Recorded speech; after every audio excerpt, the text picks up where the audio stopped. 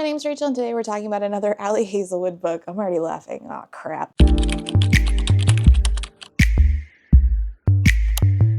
Today we're talking about Ali Hazelwood's Under One Roof, which is one of her STEMinist books, as in STEM plus feminism, which I just don't like. I think it's corny. This one is about a woman who is bequeathed a house by somebody she admired, but the house is already inhabited and co-owned by a guy who doesn't like her, and so they are cohabitating under one roof begrudgingly. And begrudgingly also describes my reading experience with this after getting to know our STEMinist main character, who delivered all the same charisma and was about as enjoyable to spend time with as my mother-in-law's chihuahua. Gigi, if you're watching this, you suck. Now, I wanted to try this book because a friend of mine likes these STEMinist books, and I wanted to try them because Ali Hazelwood does do a range of books, and I feel like they're so popular, there has to be eventually one that I'll give 4 or 5 stars to, right? Like, everybody cannot be wrong about all the range of books this woman has. One of them has to be good, right? So far, it's been all mid ratings between Check and Mate and Bride. I have only rated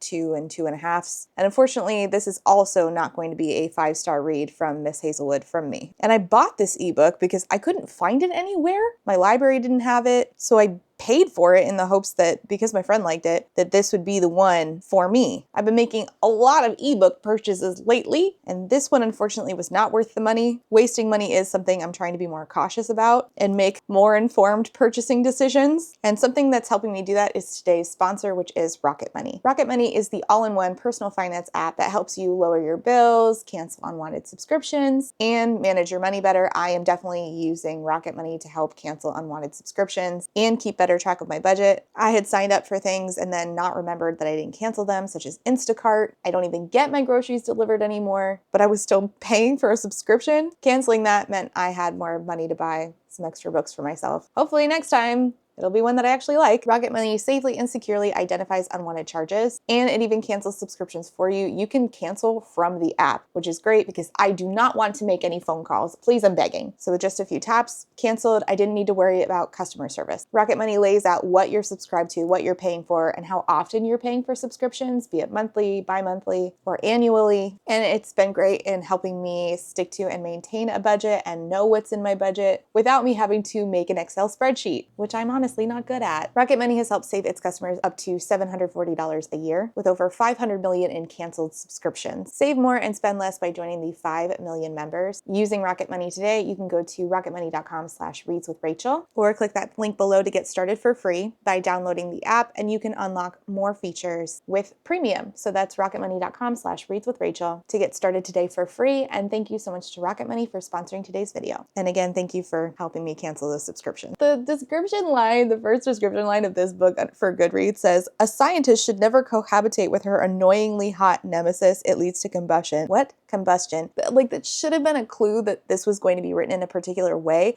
I felt that this was written so young in a way that even Ali Hazelwood's YA romance, which I gave a 2.5 to, that is written for teens and, you know, a young adult audience, which is great. And I felt like that was more maturely written than this. I don't like descriptions that say blankingly blank. This is something I had an issue with in Fourth Wing, where I made a list of all the times that we described our love interest Zayden as blankingly blank. Actually, Natalie made this entire art for me. It was really nice of her. I love Natalie. Shout out Natalie. So anyways, that should have been my first hint that this wasn't for me. But again, this was I was told my friend likes this book, and sometimes we have the same taste. Finding your taste in books is just like finding your taste in food. Sometimes you are going to like the same things as people, so then they say something else is good and you try it and you're like, oh, this is not for me. And that's fine. That's all a part of reading and finding what you like. No shade to anybody who likes this, including my best friend, but this is just not to my taste. My brother and I are huge fans of chocolate chip pancakes, but I went out for breakfast food with my brother and he ordered his skillet without avocado, and I was like, what's wrong with you? Why do you not like delicious, buttery, fatty avocado? But that's just something I like and my brother thinks is disgusting. So even though we sometimes share taste, we don't share taste then, and that's fine. It's all about finding what you like, trying new things, finding what you like, and it's okay to have a different opinion than somebody else. I don't like making this disclaimer. Just feel like I need to remind people that that's a thing, especially when I talk about such a popular author such as Ali Hazelwood. Let me give you the synopsis. It says, Mara, Sadie, and Hannah are friends first, scientists always. Though their fields of study might take them to different corners of the world, they can all agree on this universal truth. When it comes to love and science, opposites attract and rivals make you burn. I was so confused about why, and this is a short book, I was confused about why we started the synopsis talking about the friends as if it would be like a friendship thing, and then come to find out these novellas are all about these different friends. And I was like, oh, I didn't know we were doing that, because this one is just about Mara. It's not like we're getting like alternating POVs from these women. As an environmental engineer, Mara knows all about the delicate nature of ecosystems. They require balance, and leaving the thermostat alone, and not stealing someone else's food, and other rules Liam, her detestable, big oil lawyer of a roommate, knows nothing about. Okay, sure, technically, she's the interloper. Liam was already entrenched in his aunt's house like some glowering, grumpy giant when Mara moved in, with his big muscles and his kissable mouth, just sitting there on the couch, tempting respectable scientists to the dark side. But Helena was her mentor, and Mara's not about to move out and give up her inheritance without a fight. The problem is, living with someone means getting to know them. And the more Mara finds out about Liam,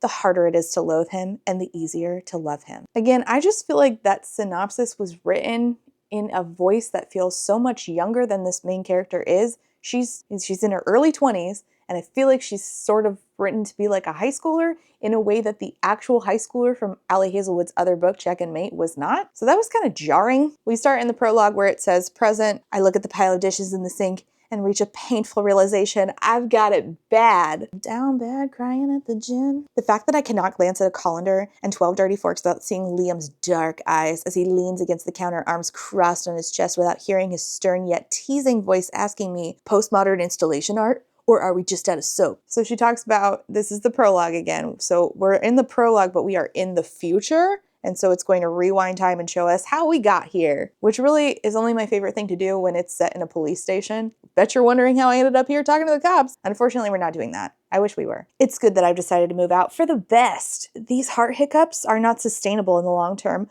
not to my mental or cardiovascular health. I know this is trying to be cute. I just feel like it's just so, it's like sickly sweet. I can safely state that living with some guy you used to hate and somehow ending up slipping in love is not a wise move. Trust me, I have a doctorate. And I know this is trying to be funny, but this is not my sense of humor. Again, it's probably going to be for other people, but oof, I am like page 1 and I'm like dying inside. I glance up at him, notice the way he nearly fills the door frame, and order my heart not to hiccup. It does anyway, even adds a flip for good measure. All right, so we are on page 1 and we've already done the I am such a small bean and he is so big. Look how bigly big he is. Look how hugely enormous and frustratingly large he is. That is present in every single work by Ali Hazelwood. And I just want her to write a guy who doesn't get described that way, just to switch things up. My heart's a jackass. Just have to say that you're fine when you're not really fine, but you just can't. So then they flirt a little bit, and then it says, there's a tall wall of heat flat against my back. Oh my God.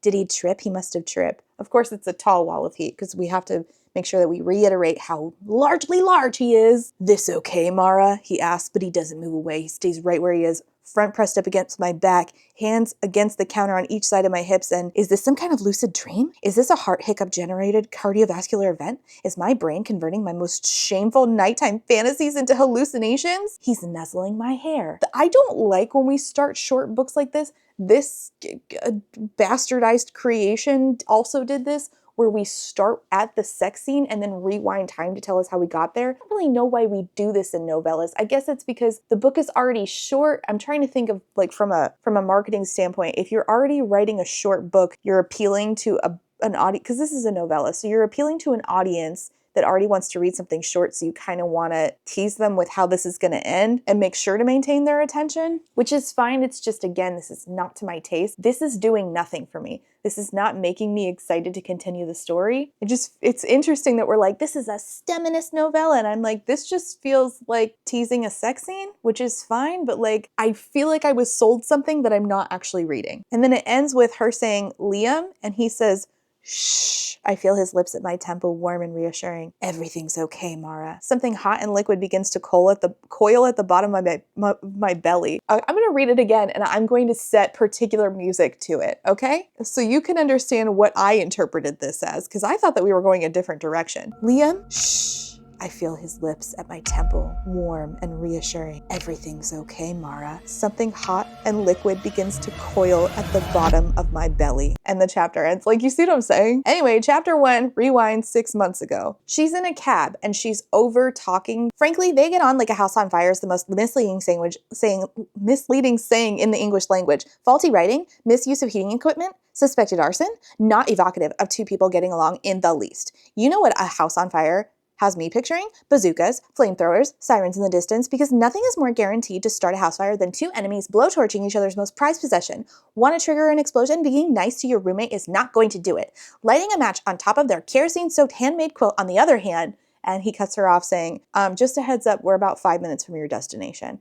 Which is exactly how I would have cut her off too. But in my head, I would have been like, shut the fuck up. Shut up. I know you're trying to be cute and quirky, but it's giving me the ick and I don't want to hear you talk anymore. And unfortunately, I am in chapter 1. So you can see how quickly I went from, oh, maybe I'll like this one too. Oh no. She's on the phone with her best friends, the people that apparently are the main characters in the other books where it'll also be like this, where it's hate to love in a STEMinist setting. But her friend Sadie is like, I literally only asked you how the funeral went. And their other friend Hannah is like, yes, how did the funeral go? And it's the funeral for her old mentor who died and bequeathed her this house. And so she's thinking and she says, see, that's the thing I hate the most about adulting. At some point, one has to start doing it.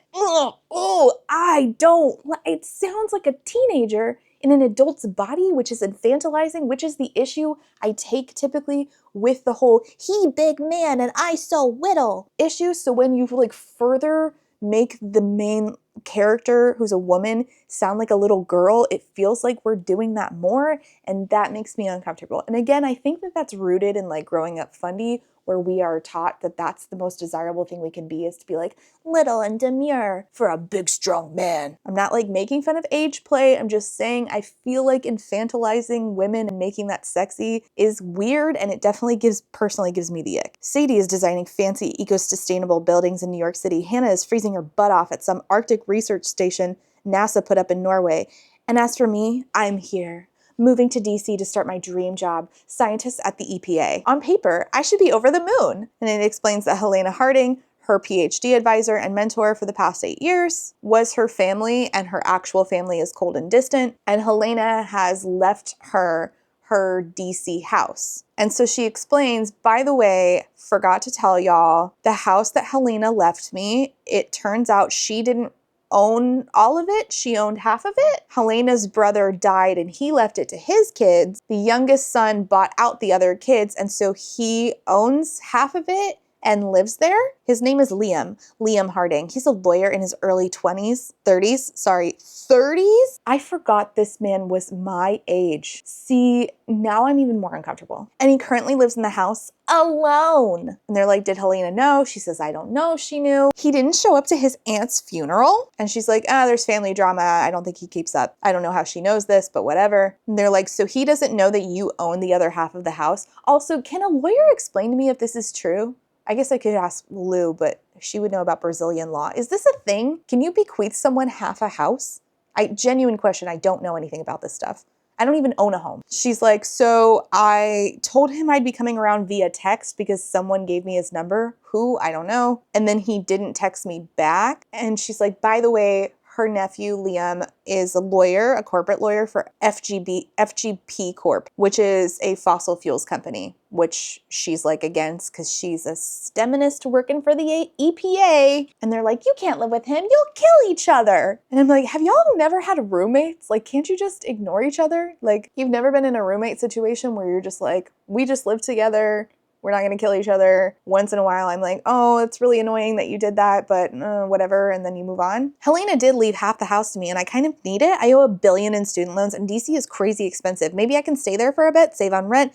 It's a fiscally responsible decision, no? Mara, you were a grad student until 10 minutes ago. Wait, how old is she? Is he like 10 years older than her? Grad student. I didn't do college, so I don't remember the ages. Fuck. She's got to be in her mid-20s, right? But why does she talk like a 17-year-old? Like, she talks the way at one point, I went through, when I was still on Facebook, I went through my old Facebook posts when I was like, I don't know, 29 or so, and reading the things that I said at 18 the things I said at 21 were so cringy. I deleted them so that there would never be evidence that I was saying such cringy shit on the internet. There were also a lot of Bible verses. God help me. So they tell her, okay, when you get there, text in 30 minutes or we're gonna call the cops. It's a simple house, large but no topiary shit or rococo gazebos or those creepy gnomes. Funny story, one time my apartment when I lived in California, somebody put a gnome outside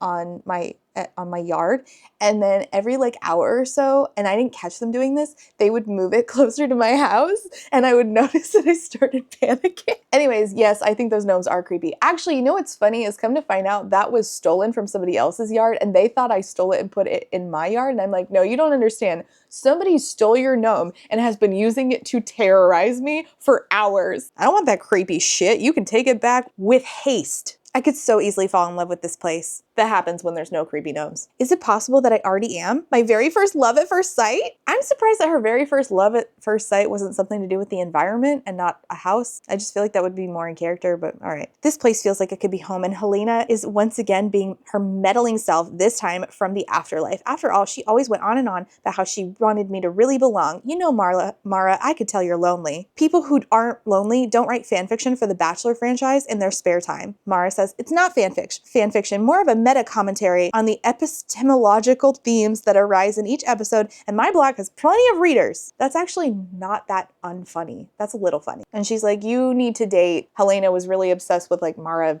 I don't know, settling, but like, why don't you just advise her to do what she wants to do? Like, she's so excited about that. And you're like, but you should date some nerds. I leave my suitcase just off the porch. No one is going to steal it. Not covered as it is in geeky, keep calm and recycle on, and good planets are hard to find, and trust me, I'm an environmentalist stickers. I run a hand through my long curls, hoping they're not too messy. They probably are.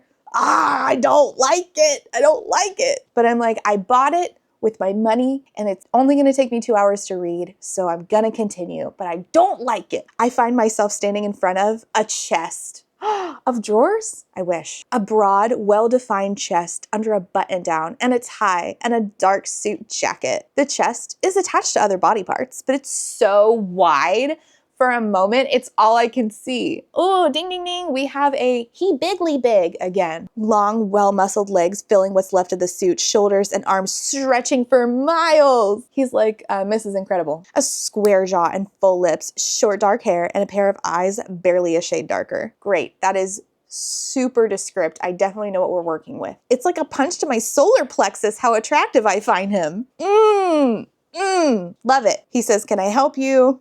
She says, do you live here? And he says, I think so. So he's like awestruck by her, apparently, and vice versa. And so then she says, I'm Mara Floyd, Helena's friend. I'm here about the house. Liam's demeanor changes instantly. And I'm like I understand being annoyed, but like, you can't be a good sport about it, being like, oh, come on, let me buy you out. Like, I appreciate, you know, Helena and all that, but you know, like, let me buy you out. It's nice to meet you. But no, he's just like, fuck you. On the inside, he doesn't actually say fuck you, but like, there's an implied fuck you. It's you. There's a bitter tinge to his beautiful voice. So he just walks away with the door open. The house is all large windows and hardwood floors. Oh my God, is that a fireplace? I want to make s'mores in it. I want to roast an entire piglet with an apple in its mouth. Okay. She's like, I'm so glad we talked face to face. I'm so sorry about your aunt. Your aunt was my favorite person in the whole world. I'm not sure why she decided to leave me the house. I know this comes out of left field for you. He then hands her a paper and she's like, what the fuck is this? There's a number written on it, a number with zeros, lots of them. I look up confused. What does this mean? You have a PhD. I feel like you're probably on some level intelligent, but sure, let me explain. This is a check. You guys are talking about ownership of a house, and he just handed you a check with lots and lots of zeros. That probably means that he wants to buy you out. What do you mean, what is this? I thought you were smart. Why are we being stupid? Just to add more words? Money. Money? He nods. I don't understand. How? How's that possible? This is where it really went downhill for me. For your half of the house, he says impatiently. And it suddenly dawns on me. He's trying to buy me out. No shit. Who could have foreseen this? This is more money than I've ever had in my life or ever will. I don't think I want to sell. And Liam says, you don't think? Well, how much more do you want? Is double enough? I'm not interested in settling in the house. I can't because Helena. And she says, what do you mean is double enough? Double? How do you even, how do you have corpses buried under the flower beds? I'm like, corpses? What do you mean? Like, is he mugging people and burying them and you think that that's how he has millions of dollars? I'm so confused. Why are you so stupid? She's like, I was thinking of moving in. He says, nope. This house seems large. And nope, you're not moving in. This is a perfect place for me to live for a little while until I get back on my feet. I just handed you the solution to all your financial problems. It's really not that simple, she says to him, and then thinks, or maybe it is. I don't know, because I just can't stop remembering the ginkgo leaves settling on the hydrangeas and wondering what they would look like in the spring. Maybe Helena would have wanted me to see the yard in every season. I'm like, this is a lot that you're just like assuming. Why didn't we establish this? Why didn't we establish a love for the house, Helena's love for the house?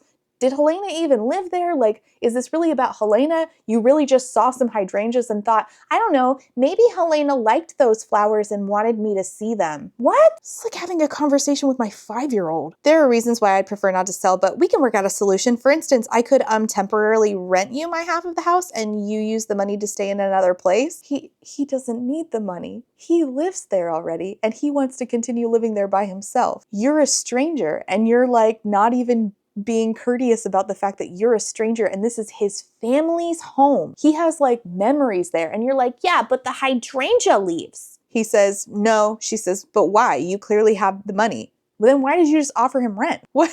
Like to rent? What? I want this settled once and for all. Who's your attorney? And she's like, I'm about to crack a joke about how he thinks I have a legal team when his iPhone rings. And I'm like, when his iPhone...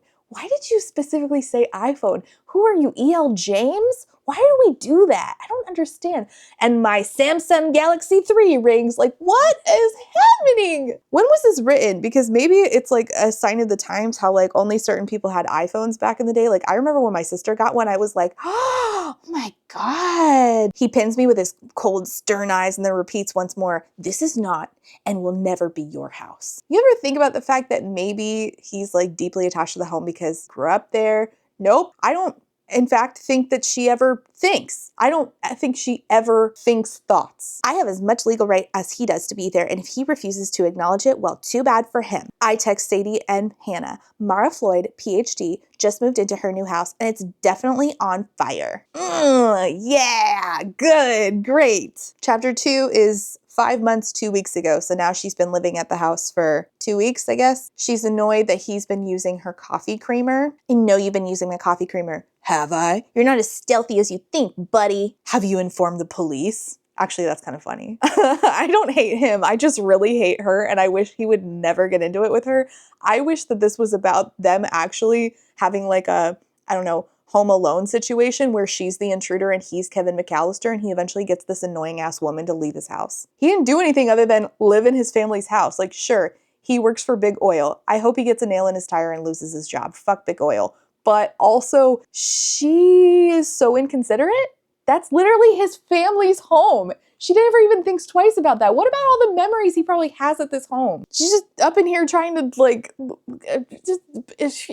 it was bequeathed to me. And maybe I am supposed to see it in all seasons because Helena, who also did not live here currently, liked it. And then he has to explain that did you call law enforcement joke, which again, just adds to the whole, this woman's supposed to be smart, but she's so stupid thing. Liam, I'm trying here, really trying to make this work. Do you ever stop and wonder if maybe you are being the asshole? And he says, I did try once, and right when I was on the verge of a breakthrough, someone started blasting the Frozen soundtrack at full volume. So I'm now further on his side, because don't get me wrong, the Frozen soundtrack is great. I have kids, I listen to it all the time, but at full volume, you are a menace.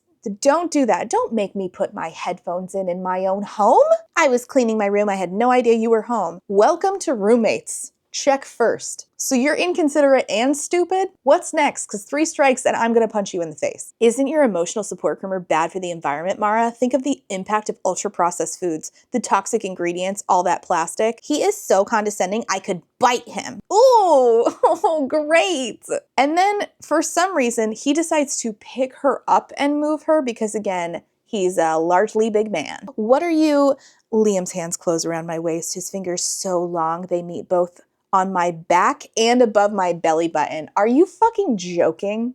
Are you joking? So if this is my hands, this would never be a person. So we're saying that this man has what? Hands twice as big as mine? Allie, I'm begging you to stop with this man is larger than life. I can't take it anymore. The descriptions are so silly.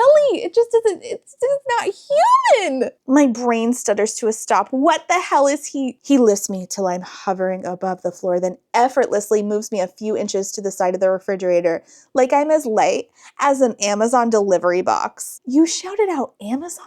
In a book with a STEMinist? The giant ones that for some reason have only a single stick of deodorant packed inside. I mean, I guess since we're shitting on, okay, fine, I'll allow it. 10 minutes later, I am rage sweating, walking to work while on an emergency venting vento call with Sadie. There have been a lot of those in the past few weeks. A lot. Oh my God. You've been talking about Liam nonstop for 8 minutes straight, Mara. Don't get me wrong. I love this. Listening to you, bitch, is my jam. 10 out of 10 would recommend. I just feel like I've never seen you like this. You know, we lived together for 5 years. Wait, pause. You had a roommate for 5 years and you don't know to check if your roommate is home before you start blasting your music at full volume and then getting mad at your roommate for that? Are you kidding me? You're just a dick. Like, no wonder he hates you. You're just a dick. Because you should know better after living with somebody for 5 years. You're usually all about compromise and harmony and imagine all the people. Oh God, reminds me of that Gal Gadot moment.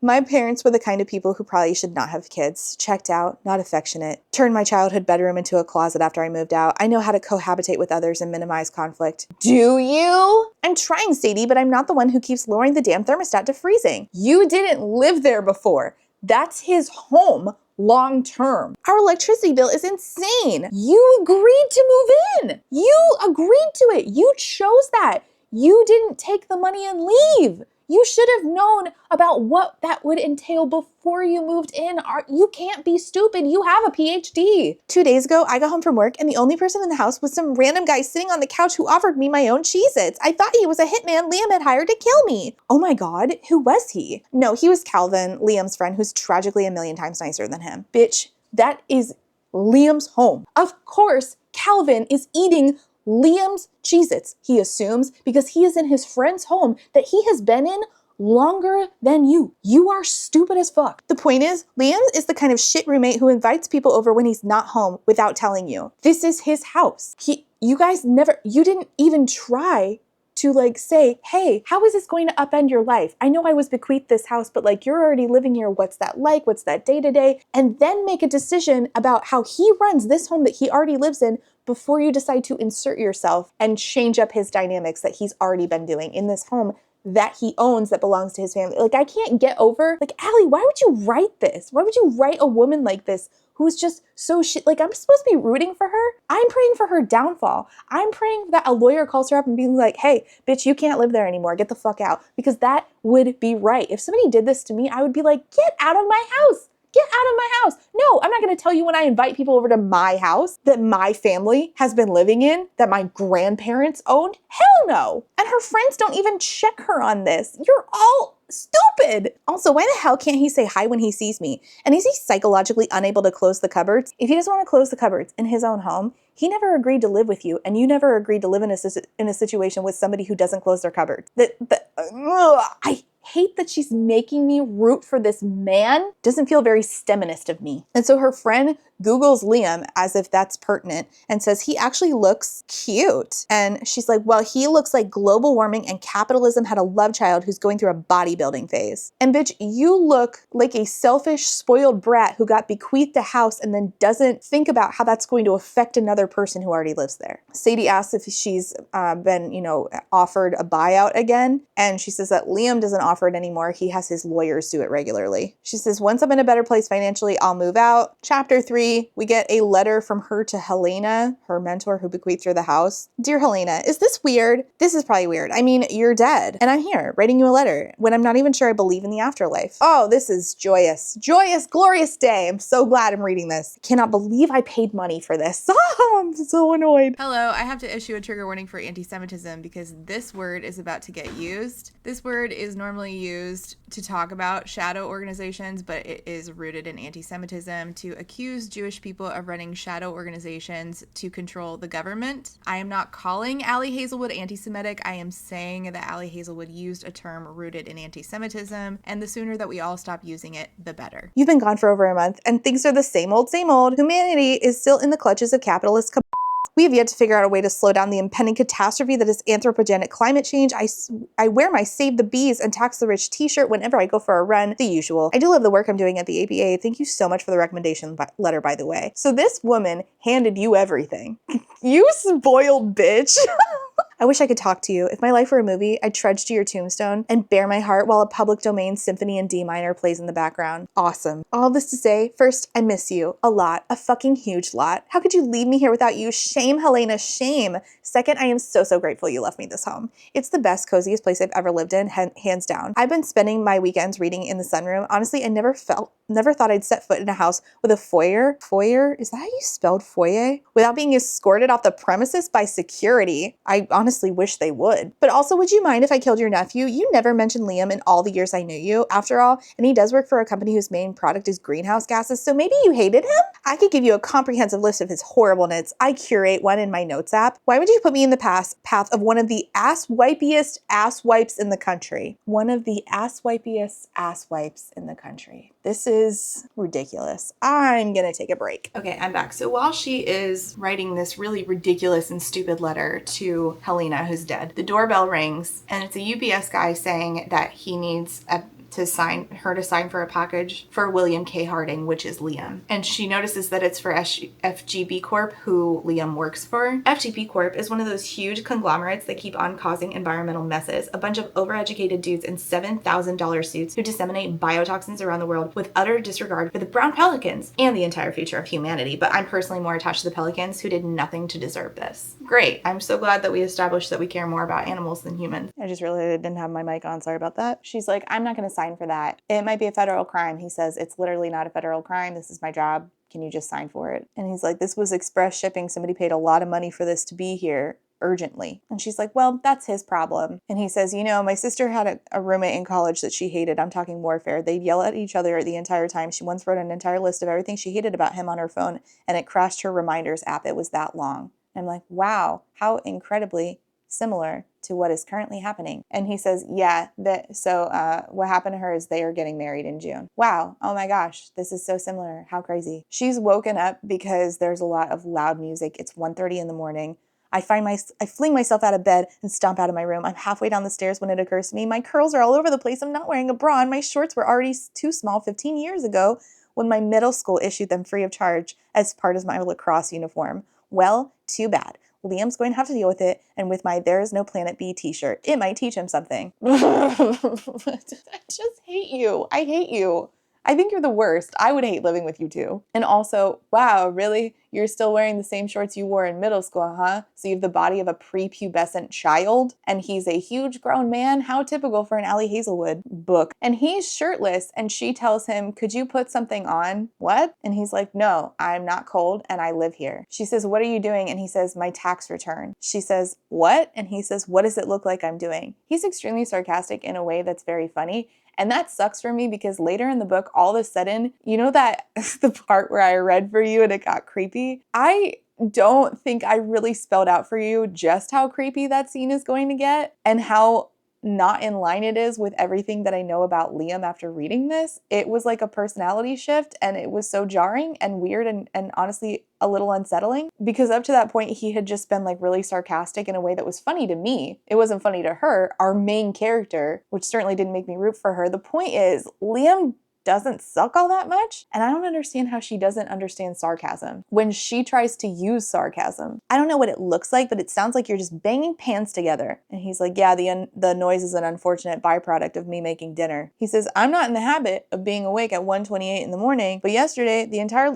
legal team I run ended up having to work past midnight because of some very important missing documents. The documents were found eventually after my boss tore me and my team a new one. Sounds like something went wrong when they were delivered. Now, on the one hand, like, I get having to sign for it, but like, why did he expect her to sign for it when they hate each other? For no reason, but they hate each other. Like, why didn't he come home for that? Or at least, I don't know, phone call. Ask nicely? There's no reason. We never have a conversation or ask these questions in the text. It's just set up so that there's a problem for them to fight about. It wasn't my proudest moment, but I am not your PA. I don't see how it justifies you banging all the pots in the house in the middle of the night. And he's like, well, I'm not going to bed until I've had dinner. And she says, are you fucking kidding me? Liam, whether you like it or not, I live here. You can't do whatever the hell you want. And he says, interesting. You seem to be doing exactly that. She's like, you're the one making an omelet at 2 in the damn morning and I'm asking you not to. And he says, true, but there's the fact that if you had done your dishes this week, I wouldn't need to wash them so noisily. Oh, shut up. It's not like you don't leave your stuff around the house all the time. You are impossible to have around. That's just too bad since I'm here. Then just move the fuck out. And he says, excuse me? And my thoughts exactly, bitch. Excuse me? What do you mean just move out?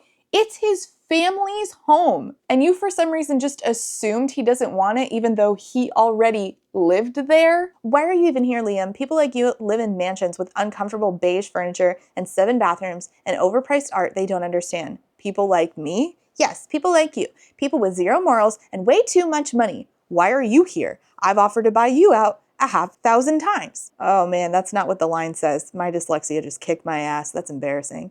Why are you here? I've offered to buy your half about 1,000 times.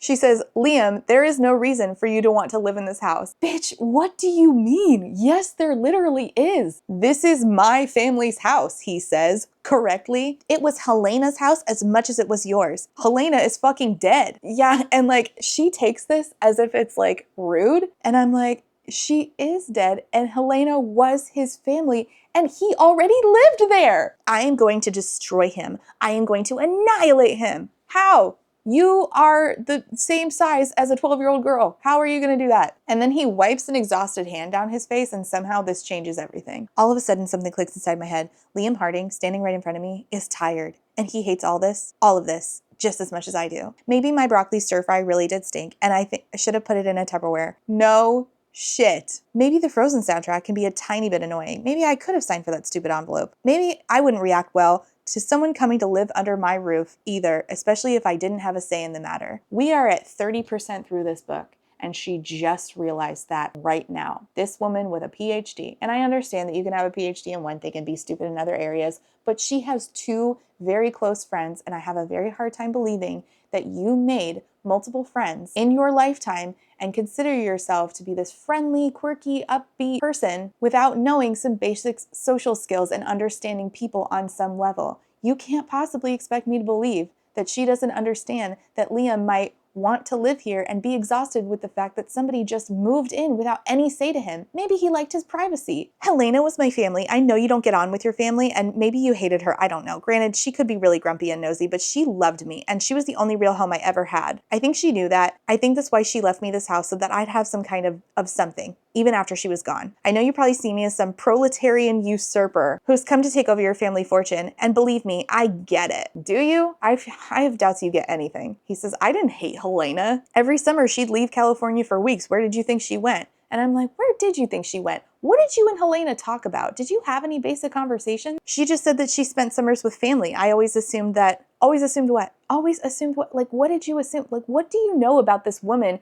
who you think was so important to you that you think you have the right to live in her house, even though you are making this man who lives in this house because it's his family home super uncomfortable? She came here, Mara. She came here and slept in the room next to yours. She claimed it was to check up on my world pollution plans. Mostly she nagged me about my life choices in between meeting with old friends. She kicked my ass at chess a lot. I'm positive she cheated, but I can never prove it. And she says to him, she never mentioned you. And he says, well, she never mentioned you, and yet you were in her will. Yes, how convenient that Helena was written this way so that we have manufactured hatred between the two of them for 0 reason. She's like, you weren't at the funeral. I thought you didn't get along with your family. Maybe he was busy?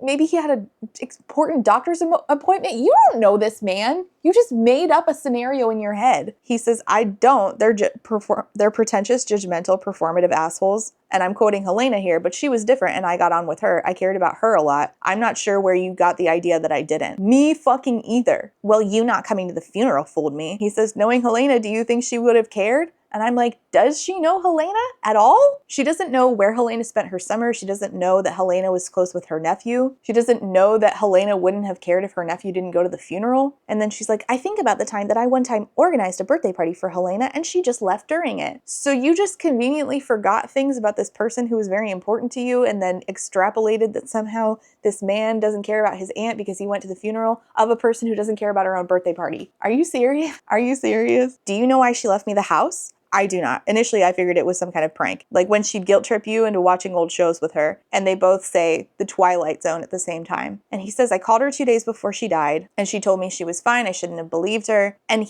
she was there for that phone call and didn't even ask, Helena, who are you on the phone with for an hour?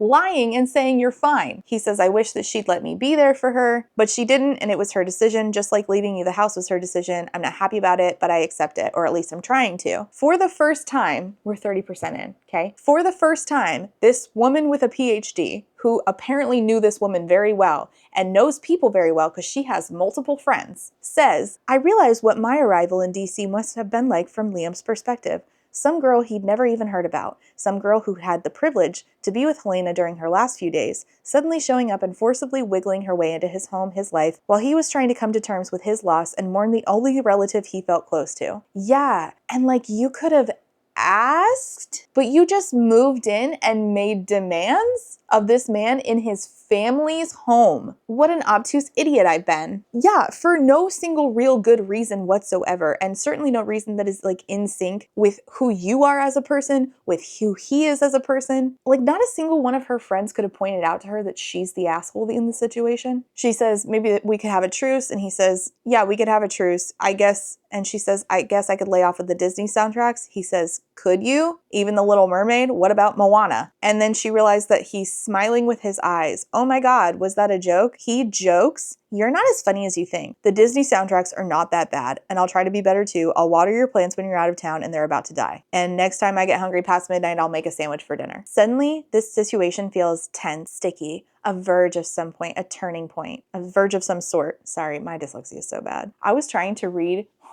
I was shopping for school supplies and I was trying to read my kids' school supplies list, and I, honest to God, could not read the font. And I was getting so embarrassed, I didn't even want to ask Carlos for help, and he noticed me struggling, and he had to start reading the list. It was so bad. I don't know what font that was, but it made my dyslexia so much worse. Anyway, chapter 4, again, we rewinded time because in the beginning, we're at present. Right now, we are at 4 months, 3 weeks ago. It's nice outside today. It's not that it isn't. It is, in fact, really nice. Unseasonably warm. It's because the earth is dying, of course. Don't forget, she's an environmentalist. A few years ago, Helena wrote a paper about the way human action is increasing the periodicity and intensity of extreme weather events. It got published in Nature Climate Change and has about a zillion citations. Like we're throwing in a lot of like, make sure you remember that this character and her mentor cared about the environment, but I wish that we would have thrown in, make sure you know that this PhD student actually knew her mentor, or at least have a conversation. Maybe I barely knew Helena at all and this is all in my head, but then again, why would she leave me a whole ass house if that's true? It's nice to have good weather, I mean. No thoughts, head empty. Yep, I would say that describes you as a person, correct. I let my sentence dangle like an overcooked noodle and temporized by turning around to grab a what? A spatula? A toaster? A snack? Yes, I'll have a snack. I think I bought single servings of Cheez-Its. So did I when I was school supply shopping, and those things have like 4 Cheez-Its in them. So then she like reached for them, and now he's staring at where my shirt rode up on my lower back, i.e. my ass. He's looking at me there, his lips slightly parted and his hand forgotten in midair, which means he's likely horrified by my 8-year-old sweatpants, I bet, or by the explosion of freckles on my skin, or by God, what panties do I even have on? Please let it not be the ones with Jeff Goldblum's face Hannah got me last year. And how many holes do they have? He's gonna report me to the underwear police. Now, I was in bed reading this, and I was sitting next to Carlos, and I read it out loud to him. Here is a reenactment, because I didn't start recording me and him talking about this book until several minutes later when I thought of it. Here's a reenactment of what happened just after I read this. This is my best Carlos voice. How old are these people? 14? Thank you. That is so validating. You have no idea. They're 30. Who's 30? The underwear police? I died. I went to heaven. I've ascended. I'm Jesus Christ himself. No, the characters. Also, why is Jeff Goldblum involved? Why would her friend buy her Jeff Goldblum underwear? What was the possible occasion for that? Again, I ascended into heaven. Rest in peace. The main character, her friends are the main characters in the other book. So mayhaps, we find out why it is that Hannah would see Jeff Goldblum Oh, it's a marketing thing. on underwear. And also now I have to know. I have to read the other one. Why the fuck would you buy those? How far back is that book? When does it take place? Is it a year prior, hopefully? And like, how do you run out your undies that hard that they have not just one hole but holes plural? I just don't. What are you doing to Jeff Goldblum undies that they got? She's doing. Those are her favorite underwear. As soon as they're clean, they're put on. And like, where are the holes? She went dirtbacking with it. Where are the holes in relation to Jeff Goldblum? Are they on his face? In his mouth. In his mouth? Like, right after this, she's like, he's just so, in italics, massive. He's so bigly huge. He's practically a wall. And his arms go on for miles. Oh, wait, I forgot. So it's setting unrealistic expectations for men. It says that he picks her up to move her away from something because she's in his way, and he picks her up, and it says that his hands reach fully around her, both. And she's 13. But like, how does your fingers reach fully around on both sides? That means his thumbs are touching, and so are his fingers.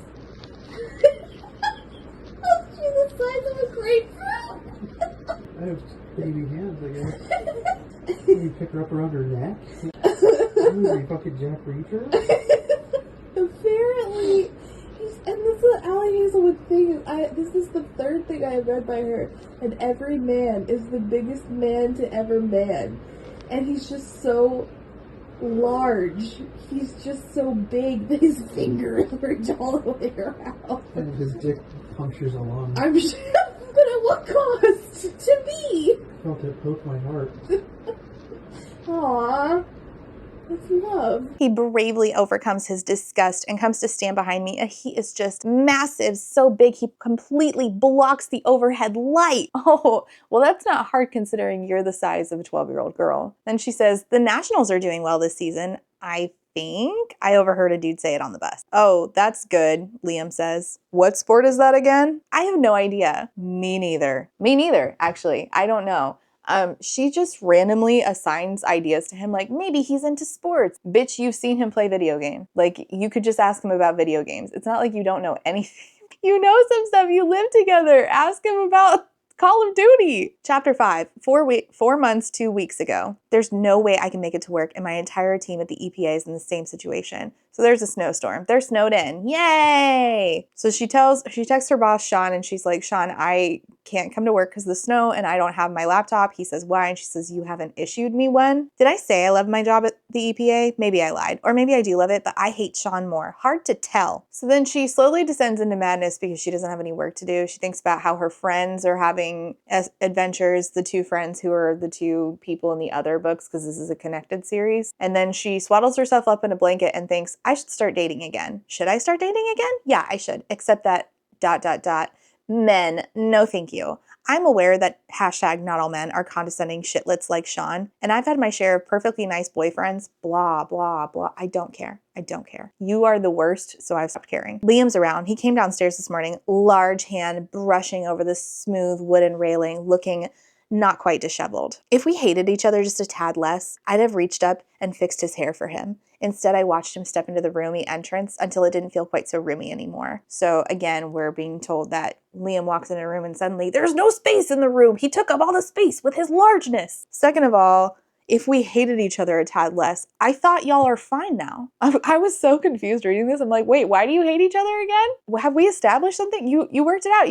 You guys said, all right, we'll live in the same house. We have a truce. You called truce. What do you mean you hate each other? You've never even had a conversation about the environment. You just assume he hates it because he's a lawyer for some group. Our rooms are 1.5 hallways away. I know he has a home office, but I've never been in there. A bit of a tacit, do not go to the West Wing, Beauty and the Beast situation. I've considered snooping around when he was gone, but what if he put live traps around? I picture picture him coming home, finding me wailing, my ankle tangled in a snare. He'd probably leave me there to starve. What do you mean you called a truce? So then she sits down on the couch to rewatch season 12 of The Bachelorette. Not my favorite for reasons I explained at length on my blog, don't judge me, but decent. I settle in. So then she hears Liam upstairs on the phone yelling the words wrong, unethical, opposed, and quite a few firm no's. Gee, I wonder what that's about. We're definitely not setting him up to be opposed to the unethical and wrong behavior and saying no to the group that he works for. Certainly not. He comes downstairs and she's like, I ordered more Chinese food than I needed a few days ago and it's been in the fridge and I'm trying to get rid of it now. Do you want some? He's like, we're in the middle of a snowstorm, Mara. You should probably be hoarding your food. And he's like, all right, sure, fine.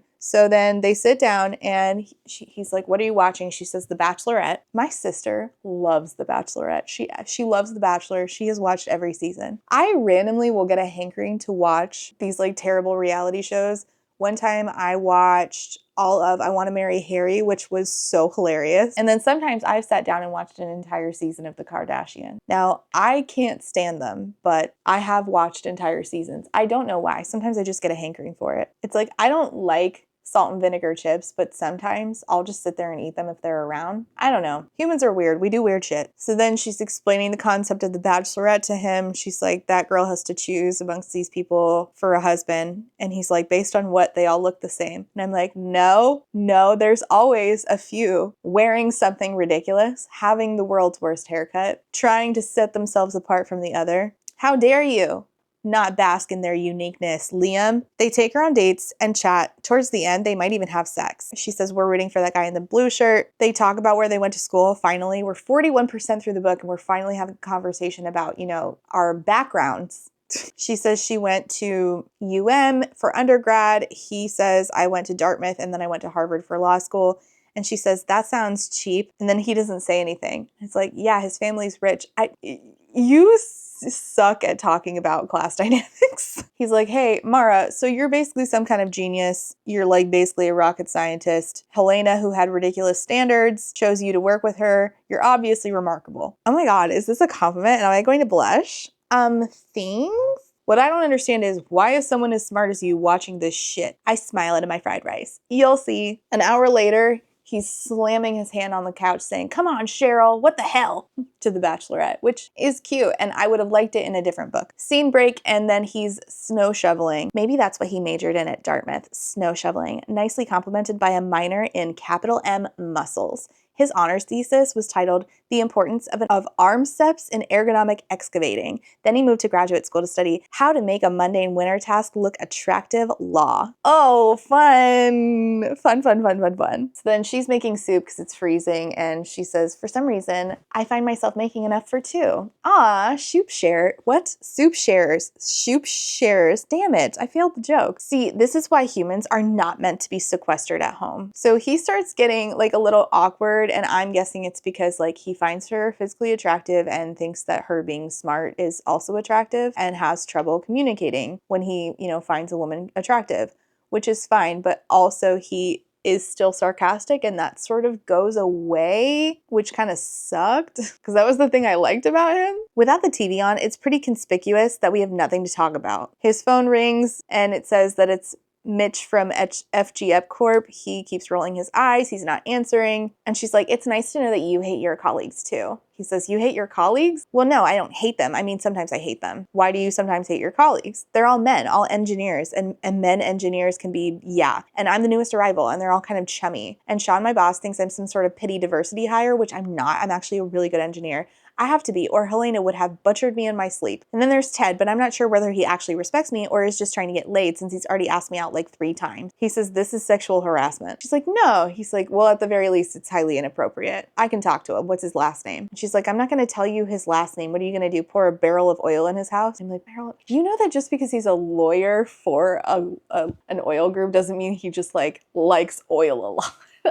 What? You should have made a lawyer joke. Why didn't you make a lawyer joke? You had an opportunity for a lawyer joke. He says, let me know if you change your mind. Okay, I guess I have a 6'3" mountain of muscles in my corner now. It's kind of nice. I should make soup more often. Oh, you should try silence, actually. She asks, what's with these black and white pictures around the house? And he says, I just like to take them. Wait, you took those pictures yourself? You've been to all those places? This is not the work of someone who hates the environment, because they're like of parks and shit. He's like, I hate the environment? She says, yes, don't you? I might not compost my own feces or hold my breath to avoid emitting CO2, but I do like nature. She's like, you said you really respected Helena's work. She was your favorite aunt.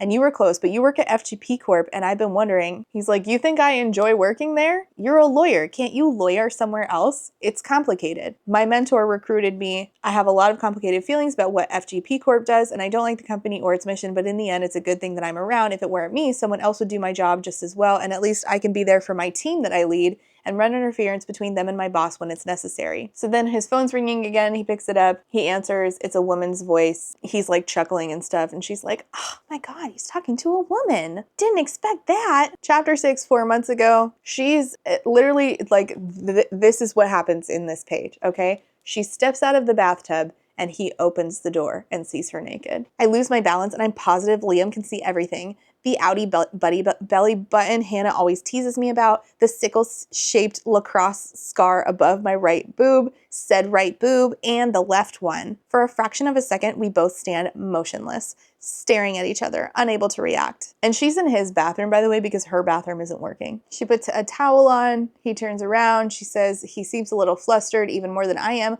which is odd. I'm the one who got boobs exposed.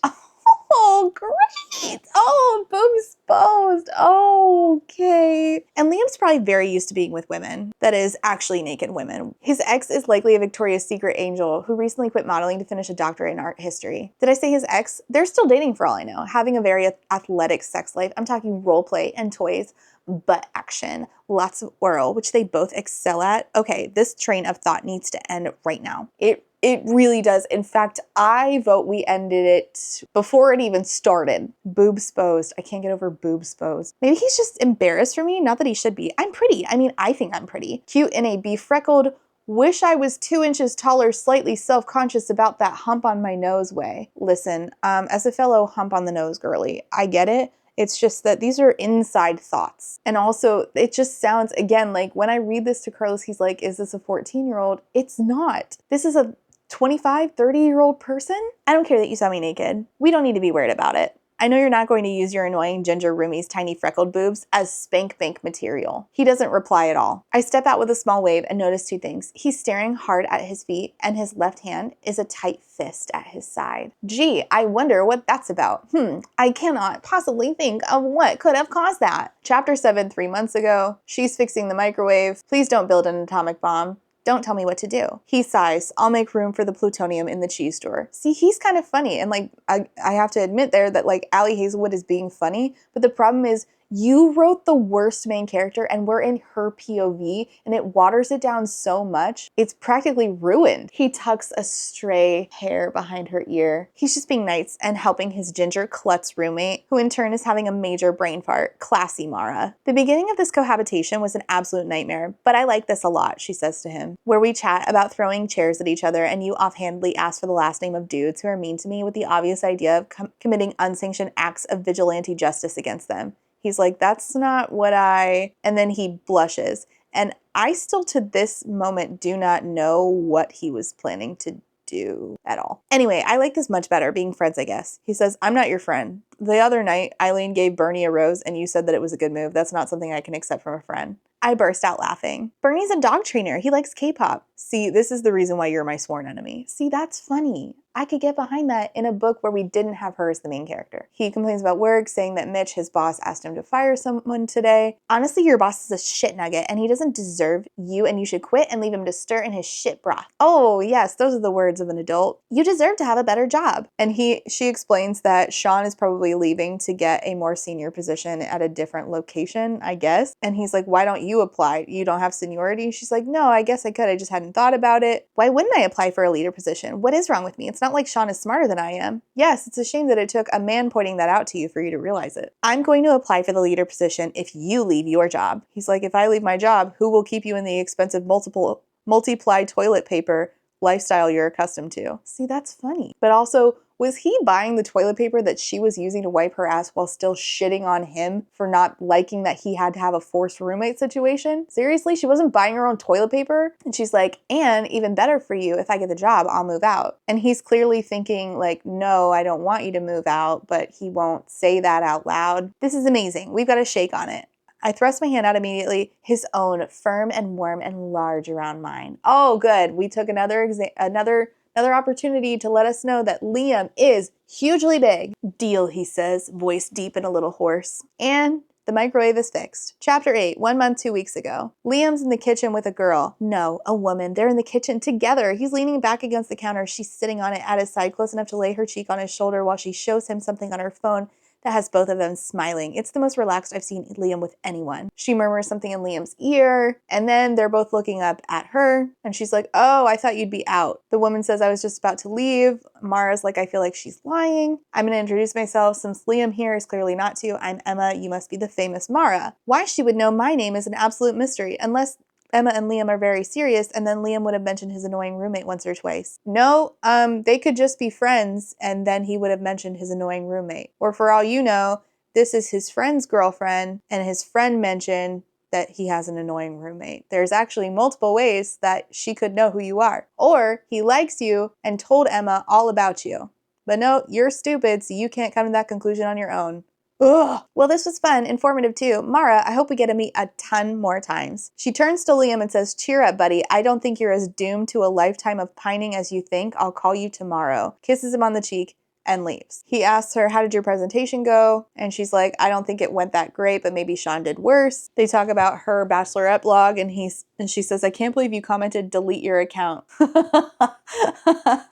See, I like him. I just hate her. He should date Emma. Is Emma free? Unfortunately, Emma and him have no interest in each other. We're friends, good friends, but nothing like that. He says, she knows that that I never, well, almost never, apparently. I'm gonna go to sleep. I have an early morning tomorrow. So he is trying to tell her that he never, I think, never experiences sexual attraction, but I didn't know this until I I flipped through the book again towards the end to find any sort of hints that was true, because later he says, I don't have sex, but they never use the term like ace or demi. I'm not sure if he's a virgin or not. I don't know. I'll explain the sex scene to you in a minute, and then you tell me what you think is going on, because I genuinely don't know, and I was very confused. And the way this was written, it did not need to be written that way. And also, the verbiage used was so confused. I don't know. I don't know what to think about this sex scene. She goes on a date in chapter 9 with that guy from work. It is predictably a good kiss, a solid kiss. It could probably lead into good sex if I decided to invite him inside for a drink. Solid sex. Long time no have sex. We're talking years here. He's a nice guy, but this isn't going to work for a variety of reasons, which I tell myself have nothing to do with how long Liam stared at me earlier today before Ted pulled up. Oh, Ted, not Tim. Ted pulled up on our driveway, or the way he instantly averted his gaze when I caught him, or with the hoarse quality of his voice when he took in my dress and said, you look beautiful. So here's the thing. I can't stand when we do the thing where we make it blatantly obvious that the guy likes you, and then you're still like, I just don't think he likes me. Oh, I can't stand it. It just makes me feel like I'm hanging out with a stupid person. One of my friends recently wasn't sure if her roommate was into her. This actually happened, but they're best friends is the thing. So she has a established relationship with this woman for years. They have been best friends, and they moved in together. This really sounds like a book. You're going to be obsessed. They moved in together, and she started realizing that when they lived together, they were doing really nice things for her, and she was catching feelings. Now, she wasn't sure, because she'd never lived with her best friend before. She wasn't sure if these incredibly nice things, like her roommate waking her up in the morning with breakfast, was just how her best friend treats roommates, or if they had start to both mutually catch feelings. And she was not sure how to broach the subject, because again, this is a person I've established a relationship with before, but this is entirely new territory. Am I alone? Did I catch these feelings by myself? This makes sense. So we're navigating this, and she's asking me do you think that maybe my best friend / now roommate and I are mutually like feeling feelings, as I don't want to say something and make it awkward. And so I had her list what was happening, and I was like, I feel like she is probably the person to make breakfast for people, but there seems to be like a tenderness there that I think that you want me to validate for you whether or not it's there, and I am validating for you that it's there, and I think that you should approach the topic. And now they're together. So that's like a normal thing, but that makes sense. That's very human. This feels so manufactured and so inhuman and so stupid. Best friend, I'm begging you to write your real love story to a book because everybody would love it, including me. She leaves her date. She goes inside. Liam's hanging out. He says, isn't he coming in? She says, no, he went home. She says, we're not. We haven't. I should go to bed. He says, okay, good night. I lose my balance and stumble just as I walk past him. His hands large and solid and warm, even though my dress close around my hips until I'm stable again. So then I guess her brain feeds her an image of him like putting her on his lap. I don't know. She's been drinking and she's horny. He like writes her and says, careful, Mara. She asks, why didn't he go out? He says he's working. She says, stop working. Why didn't you go out with Emma? I told you Emma doesn't want to date me any more than I want to date her. I doubt it. Who wouldn't? Also, how freaked out would you be if I told you that the other night I dreamt of you and Emma sitting side by side in the kitchen and I was sad, but only for a little, because after a while it wasn't you and Emma, it was you and me, and you were standing between my legs and you put your hands on my inner thighs and you pushed them open wider to make room for yourself, and that's her inner monologue. You could date someone else then, I blurt out. I don't think I want to, Mara. He says, stop channeling Helena and like meddling in his business. You know what's really shocking? That Helena never tried to set us up, like you and me, together. Liam laughs and says, Helena, I just realized that nothing, Mara. And it's like blatantly obvious to the reader what's happening. Helena did set us up. That's why she put you in the house. But like, she could have done that before she died. There was no reason to just stick you two in a house together. I just don't understand. If they were so close, she could have invited her to come stay at the house and then introduced you guys. And then it wouldn't have been so weird for her to leave the house to her. Chapter 10, 3 weeks ago. Why are your lips blue? It's freezing. I can't get warm. It's not that cold. Maybe it's not that cold when you have 600 pounds of muscles to insulate you, but I'm gonna die. Their heater is broken and it's cold. He picks me up, snuggies and all, and lifts me across his lap until my ass is resting on his thighs, which, oh, this is new. You're so warm, it's like you generate heat. I think all humans do. Liam's thumb is tracing patterns on the skin of my throat, and I have no choice but to sigh.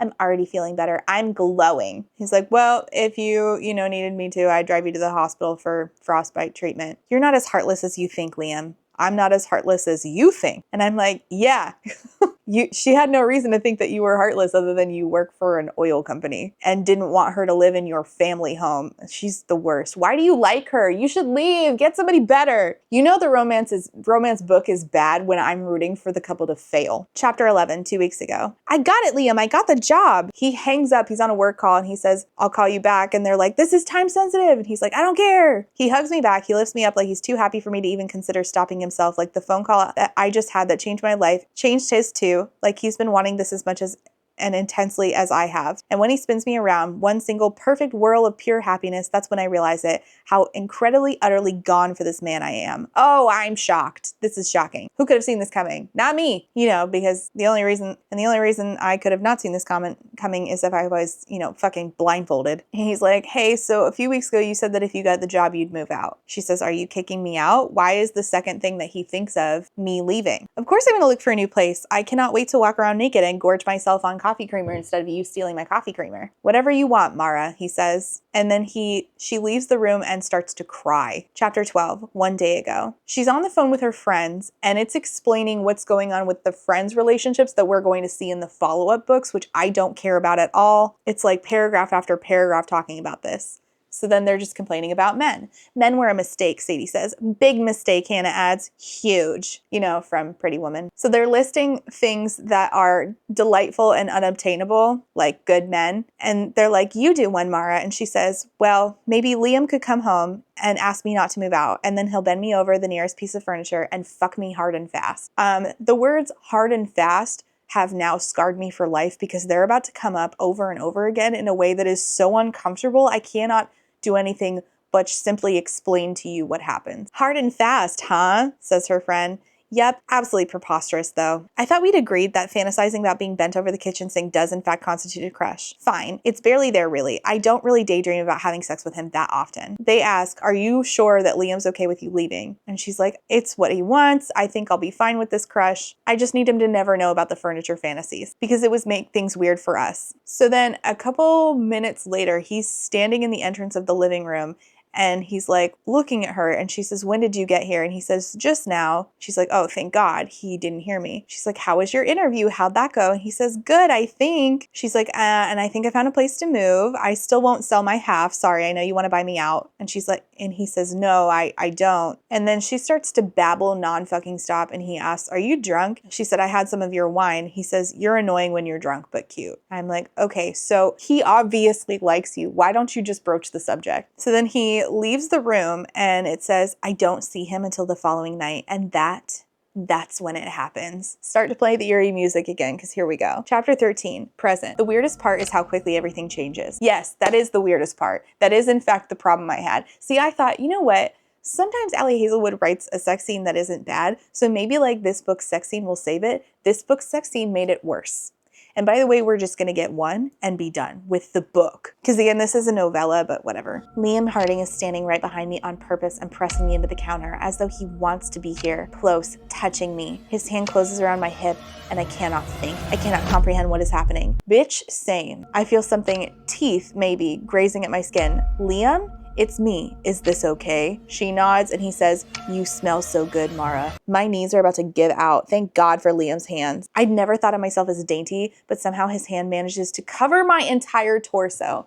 Okay, we're standing up. Okay, this is my torso, okay? It's wide and how, that's impossible.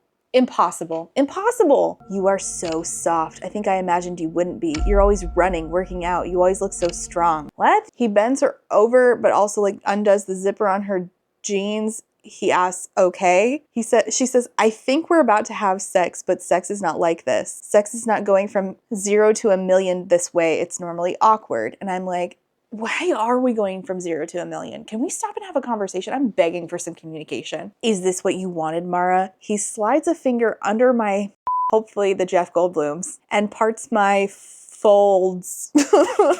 You wouldn't believe it, the things I've thought about doing. Is this how you wanted it? She says, wanted what? I think it's implied, so you could just answer. Okay. You said you wanted to be fucked hard and fast. Did I say that? I can't recall. You did say that. You did. You said it to your friends, and then you were worried that he heard you. So then he takes off her pants and underwear, and after she steps out of them, he says, good girl. Okay, I gasped. Did he just say that to me? So now she's just in a bra and t-shirt, and then he licks and sucks the skin of her right buttock. I know you wanted it hard and fast, just I think about this a lot. About you. I'm like, could we stop saying the hard and fast thing? Could we just maybe have a conversation? I hear vaguely obscene sounds, something clinking, something fumbling, something being shoved aside. Then it's hot flesh pushing into mine and a murmured, okay, that I must have nodded to because friction. My vision blurs around the edges. Liam is inside me, barely, just the tip. You're telling me that your vision blurred because just the tip got in there? I feel like that's a medical problem. I don't see how that's possible. I do not see how that's possible. He's also enormous, no room, relentless, lovely, magnificent, deep. But you said it was just the tip.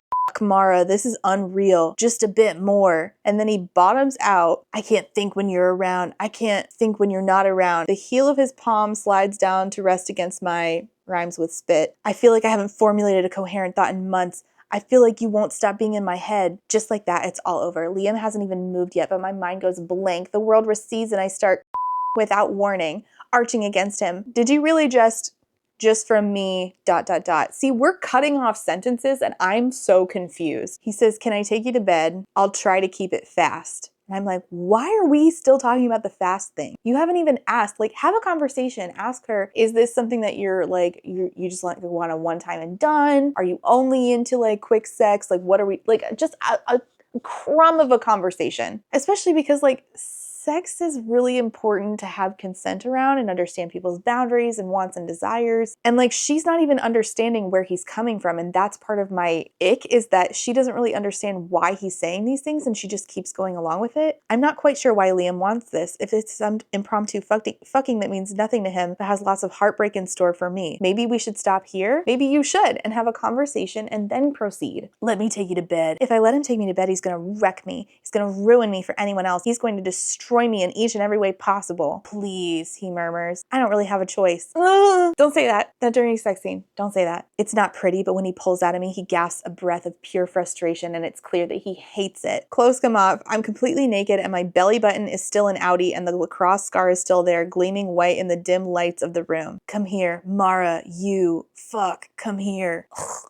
I don't like it. He asks, can I kiss you? I want to kiss you everywhere. Can I go down on you? Just for a minute, he adds. He's asking permission to, like, I'd be doing him a favor. Are you sure? He says, 30 seconds, please. And I'm like, if you guys would just have a conversation, then you would understand, like, he thinks that you really want this to be very quick and that you're not into it if it's not quick, and you're not verbalizing anything to him, and you have a lot of questions that you're saying internally, and you're not. Like, I just feel like this is not a good way to write sex. My thighs are trembling and my spasms, and I start to like the ocean waves. And when I think the pleasure is finally subsiding, he slides 2 fingers into me, and my hips buck up because it's not over. My entire world is spinning. I've officially had more in the past 20 minutes than in the last year. And so when he's done, he says, thank you. She's like, I think maybe I should be the one thanking you. And then this is the line that really made me go, oh, what are we doing? This is so good, Mara. You are so good. Why do you want it to be fast? Oh, what?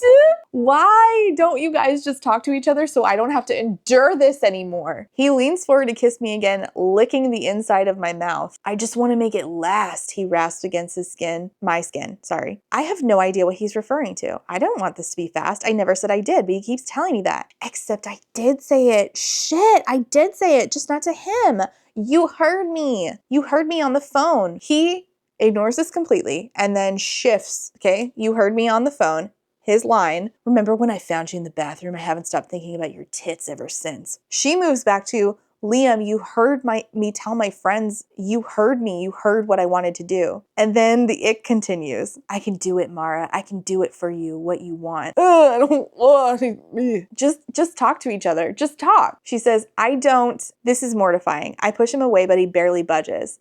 If this is some kind of charity, I don't need a pity fuck. I'm perfectly capable. And then he takes her palm and drags it down his body until his is hot in my hand. He's massive, and almost automatically my fingers close around him. Does this feel like I'm giving you a pity fuck? She thinks to herself, it definitely does not, but says out loud, I don't know. You guys are 30. You have to communicate. Like, are you serious? You have got to use your words and communicate. Come on, Mara. You must know how hard it's been to keep my hands off you, how much I wanted this almost since the very beginning. So wait, I'm genuinely confused because he's about to say that he doesn't have sex, and I'm not sure if this was supposed to be demi-rep because it doesn't say, but like since the beginning, they hated each other, so like I don't understand. Like, is he saying that he never experienced a sexual attraction until he met her specifically, even when they hated each other? Is that it? I genuinely don't know. Please let me fuck you. Let me give you what you need. Let me try at least. Hard and fast. Ugh. I don't want to hear those words anymore. I'm not about to tell him no. I'm not about to tell myself no. Then she says, condom, we need, do you. He groans, says and then he slides fingers back inside her, curling them upward. I don't have any condoms. I'm just gonna make you this and get myself off. Now, first of all, that's still sex and like perfectly reasonable and good sex to have. P and V sex is not the like ultimate sex act. She asks, Liam, are you clean? Because I'm on the pill. He says, I have no idea. How does he not know? Have you been tested since the last time? I've had a bunch of yearly physicals for work. Mara, it doesn't matter. I think I can make you come with my fingers. And I'm like, what the fuck is going on? Please have a conversation so I can understand what's going on. That's safe. And then you don't have to be around later when I ... She says, when is the last time you had sex? Can you please stop that? He says, I have no idea. He pulls out his fingers. I don't have sex, Mara. She says, you what? He says, I don't like sex. She looks down and sees that his, friend is saying hello. and there's friend spit on her. And she's like, you seem to like it just fine. He's like, yeah, but I really don't. It's just ... I like you very much, Mara. I like talking to you. I like watching you do yoga. I like the way you always smell like sunscreen. I like how you manage to say pretty much whatever you want while still being unbelievably kind. I like being in this house with you and everything we do in here.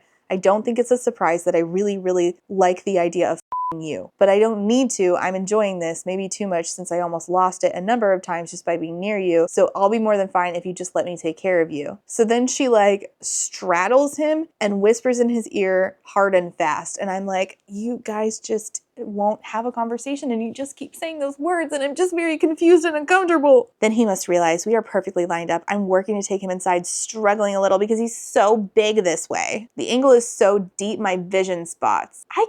Is this a thing?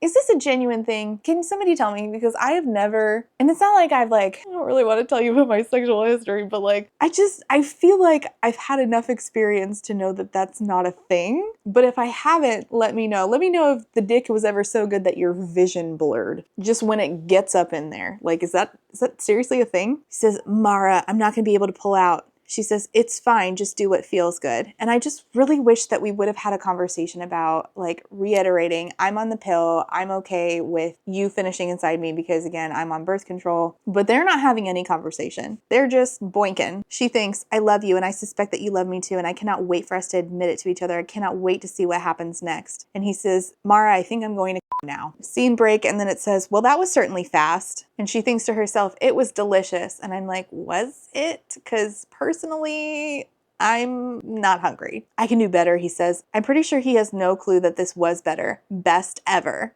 I think, maybe with practice. She says, it wasn't that fast, but it wasn't that hard either. That is to say, we should do it again and again and again until we get it right. Perfectly hard and perfectly fast, you know? And like, hopeful and happily, he says, yeah? Epilogue. I'm not joking. That's how that scene ends. Epilogue, 6 months later. They're talking about coffee creamer at the grocery store. Liam browses the list I wrote earlier today, sitting between his thighs while he was busy killing bad guys on the PlayStation. He squints a little at my terrible handwriting, and I try not to laugh. I think we're done. Unless you need a few more family-sized Cheez-It boxes. They're holding hands. They're pushing the shopping cart. He says, ready to go? She says, yeah, let's go home. The end. So there's that story going around that Allie Hazelwood is just given prompts and then writes around them. I don't remember who's the person that's supposedly giving her prompts. And this book is dedicated to a person who gives her prompts. This feels like something that I should not have had to pay for. It is so undercooked and half-baked. I don't understand. Like, we couldn't have taken some time to cultivate some basic shit, have some basic conversations around Helena, around the sex boundaries. Like, I just was so confused. I just don't understand. Just really, truly, and genuinely not very good. And it could have been, like, Liam, I think, was a great character. Liam said some things that were genuinely funny, and I would have laughed in a book with a better main character. I don't care that they're together. I feel bad for Liam. She seems kind of to be the worst and have absolutely no self-awareness about it. Well, some self-awareness, but 30% through the book when you're supposed to be smart. You're supposed to be like more of a people person than Liam is, and yet he's having to explain to you like, you made a bunch of assumptions about me and you kind of treat me like shit in my own family's home. I just really did not like this. I did not enjoy this at all. And it could have been better. Like, and it didn't need to be much longer to make it better. It's totally possible to do this idea, just make it make more sense, have some different conversations, and not have the worst main character who sounds like a 12-year-old in their inner monologue. And speaking of 12-year-old, like that whole making her seem so tiny and making him so big is so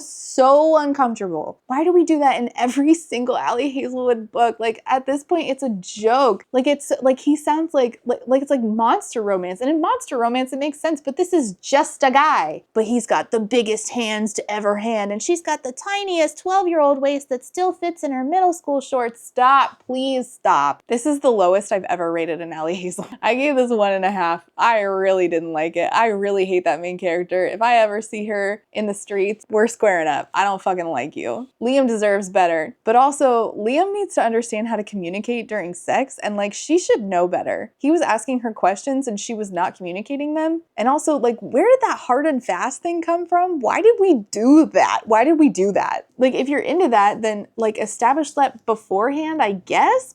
like, if you're into just like really quick and kind of rough sex, that's totally fine and valid. It's just like, why didn't we establish that beforehand? Have a conversation. Just like we should have had a conversation about how like he doesn't normally experience sexual attraction or have sex. Maybe she only likes to have like hard and fast sex. They would have to have a conversation where it's like, okay, this is where I'm coming from. This is where you're coming from. These are my wants and desires. These are my needs. These are my boundaries. And like, it wouldn't take much work to set them and have those conversations. We just did none of it, and we did a very confusing and unsettling sex scene. For what? Anyway, if you made it this far, leave a, I don't know, what does this cover have on it? A gear? Leave a gear. Is there a gear emoji or a microwave? I don't know. Leave an emoji pertinent to what we just read. Let me know if there are any shorter like novella romances that you like that are forced proximity, because I do like forced proximity. I just don't like it here. I need it to make sense. Again, it really does not make sense that Helena never just set them up. Basic question, unanswered. My biggest piece of, I don't want to call it advice because it's not like I'm an expert, but my biggest ask for writers is ask yourself basic questions that your character should be asking in the moment. What is the normal logical question that your character would be asking? And if you don't have the ability to like give that information right now, at least have a reason why the character can't have that information right now. Make it make sense to your reader, so I'm not sitting here asking why basic questions didn't get answered. That's my biggest desire from authors. Okay, thank you so much for watching. Leave your comments and questions down below if you want. Like and subscribe if you feel like it, and I will see you next time. Bye. And before I go, I should say thank you for being a friend to my Therapy Bills patrons, and those are Alexander, Ashley H, Astra, Astrid P, Brittany Bobitney, Call Me Kodiak, Cami, Choco's Trash for Japanese Mysteries and Thrillers, Chris the Horror Therapist, DJ Rocktopus, EK Casey, Ellie, Emerald Dodge, Aaron with 2 E's, Eric D, GalaxyBot, Jess, John E, Julie D, K, Kaleno K, Casey McKenzie, Quinn, Lady Kittybug, Lady Chips, Lemon Jelly, Lex, Lily B, Max B, Min B, Mommy Zami, Alice, Panoramic Demon, Peggy Lou, I'm a Creepoo, Rain, Reese, SJ, Sadwich Bree, Samar, Scarlet, Shiny, SMK, Steph B, T Delegati, 2 Orbit, Urchin Audrey, White Raven 13, Zorvictia, and Chai Guy. Thank you all so much for being here and being a friend. And before I go, I have to say thank you for being a friend to my Potato Starch Marxist patron. And those are Alejandra, Alicia Needs Caffeine, Althea, Amanda D, Andy, Angelica, Artie the Ninth, Ava, Ballads and Bookends, Beck, Blake Lemon Pants, Bly Lavender, Bookish Brainrot, Bookish by Jenna, Bree, Kate B, Caitlin, Cardinal Ginger, Carlin, Carly, Casper, Kate W, Catherine, Kathy, CJ, Claire Online, Clover's Mom, Colleen, Corwin, Cosmic, Darius, Danielle M, Darren, Desiree Michelle, Dilf Enthusiast, Dorothea, Drive-By Thinker, E.T. Cosgrove, Ebby, Emily A, Emma, Emma K, Aaron H, Ezra Moon, Fiona, Francis, Gadarn, Hannah C, Harpy Kuro, Ilianaka, J.M. Tennant, Jay is on Olympus, Jelly V, Jen Michelle, Jenny G, Jessa Sue, Jill, Jojo Bookish, Juicy Wizard, that's such a good one, Kat H, Catherine M, Katie L, Kaylee C, Kayala, Kendra, Kitten, KMTV, Laughing Cat Dog, Lauren G, Lazarus Ray, Library of Scars, Lindsay M, Lisa B, Lisa L, LP, Luciri, Lustful Octopus, Martin, Maddie, Madison, Man-Eating Plant, Marcella, Marquita, Megan, Malara, May, Molly, Never, Nicole G, Nicole R, Nimeska, Nyan Binary, Owl, Paige P, Penelope, Penny Chilling, Foxglove, Queen Cereal, that's a good one too, Rachel B, Reader Rising, Reba, Rebecca, Rebecca R, Ronnie, Rosie, Rowan, Secoria, Saintbringer, Sakia Lume, Samantha O, Sammy C, Sarah H, Sarah the Bear, Sarah Z, Shamed, Shannon, Sean, Sisette, Talia, Tiana, Trashcan Teddy, Triple M, Tito Phoenix, and Writer A. Thank you all so much for being a friend.